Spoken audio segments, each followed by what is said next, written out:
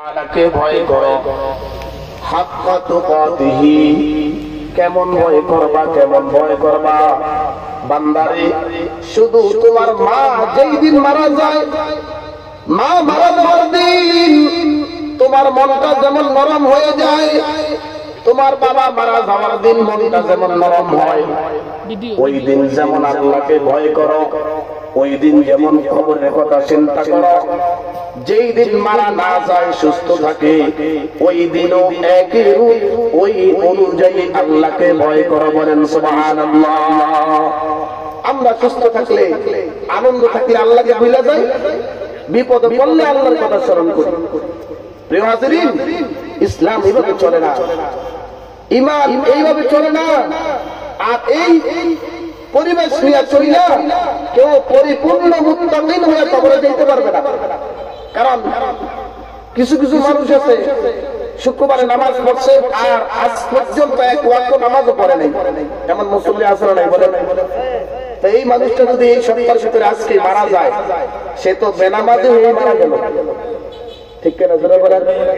প্রিয় হাজিরিন, আমার আপনার যদি একটা ঔষধ সেবন করতে পারি, তাহলে আপনাকে এত পরিমাণ আমল করা লাগবে না। ওলামায়ে কেরামরা যেই পরিমাণ নেক আমল করে, রাত্রে তাহাজ্জুদও করা লাগবে না। আপনার ওই ওষুধের মাধ্যমে আপনার রুহের যে চিকিৎসা, ওটা হয়ে যাবে। আর সেইটা হচ্ছে মৃত্যুর চিন্তা। সেটা কি? মৃত্যুর চিন্তা। আজকে মৃত্যুর চিন্তা আমাদের মধ্যে নাই। আমরা আগামীকালকে কি করবো প্ল্যান করে রাখি। এইটা শয়তান আমাদের মাথার ভিতরে এমন ভাবে চাপিয়ে দেয় যে কালকার যেই কাজ করবি ওইটা টেনশন কর, ওইটা টেনশন করলে তার মরণের চিন্তা আসে না।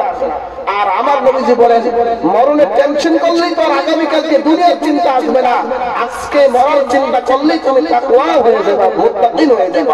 সুবহানাল্লাহ। সম্মানিত হাজিরিন, তো আমি যেই কথা বলতেছিলাম যে ইমাম সাহেব বড় হোক ছোট হোক এটা দেখার বিষয় না, ইমাম সাহেব কালো হোক, ইমাম সাহেব সুন্দর হোক, এটা দেখার বিষয় না। বেলাল হাবশী রাদিয়াল্লাহু তাআলা আনহু কালো কুচকুচে ছিলেন, একেবারেই কালো ছিলেন, যেটাকে কালো রং বলা হয়, এমন কালো ছিলেন, চেহারাতে বাস পড়ে গেছে। আপনার এই চেহারাতে কোনো সৌন্দর্য ছিল না, কিন্তু তাকওয়ার কারণে, ঈমান পরিপূর্ণ হওয়ার কারণে এত দামি হয়ে গেছে যে বেলালের আযানের অপেক্ষায় আল্লাহ স্বয়ং অপেক্ষা করে। জোরে বলেন সুবহানাল্লাহ। বেলাল রাদিয়াল্লাহু তাআলা আনহু আযান দিলে আপনার আল্লাহ তাআলা স্বয়ং শুনতে পায় এবং বেলালের আযানের অপেক্ষায় আল্লাহ থাকে। একদিন বেলাল রাদিয়াল্লাহু তাআলা আনহু আযান দেয় নাই। সব সাহাবায়ে কেরামরা বলছে নবীজিকে, ইয়া রাসূলুল্লাহ, আপনি শুধু বেলালকে দিয়ে আযান দেন, চেহারা সুন্দর না, আযান এত সুন্দর না, আপনি নতুন মুয়াজ্জিন রাখতে পারেন নাই?